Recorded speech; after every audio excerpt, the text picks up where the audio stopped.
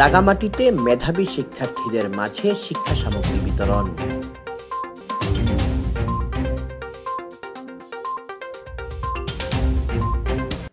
রাঙামাটি শহরের বিভিন্ন প্রাথমিক বিদ্যালয়ের দুস্থ ও মেধাবী শিক্ষার্থীদের মাঝে শিক্ষা সামগ্রী বিতরণ করা হয়েছে।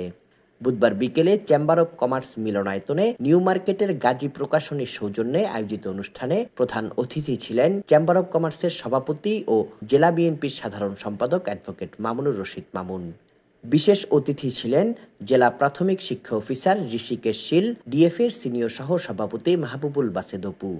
প্রাথমিক বিদ্যালয় শিক্ষক সমিতি রাঙামাটি সদরের সভাপতি নজির আহমদ তালুকদারের সভাপতিত্বে ও বিশিষ্ট সমাজসেবক আবুল হোসেন বালির সঞ্চালনায় বক্তব্য রাখেন রানীদয়ময়ী সরকারি প্রাথমিক বিদ্যালয়ের প্রধান শিক্ষক রিজিয়া সুলতানা, কবি অরুণ রায় সরকারি প্রাথমিক বিদ্যালয়ের প্রধান শিক্ষক আলময় চাকমা ও শাহ সরকারি প্রাথমিক বিদ্যালয়ের প্রধান শিক্ষক নেজামুদ্দিন।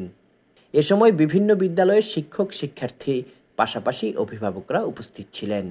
এ সময় বক্তারা রাঙামাটিতে দুস্থ ও মেধাবী শিক্ষার্থীদের মাঝে শিক্ষা সামগ্রী বিতরণের উদ্যোগকে স্বাগত জানান এবং রাঙামাটি চেম্বারের পক্ষ থেকে আগামীতে দুস্থ ও মেধাবী শিক্ষার্থীদের পড়ালেখায় সার্বিক সহযোগিতা করার আশ্বাস দেন।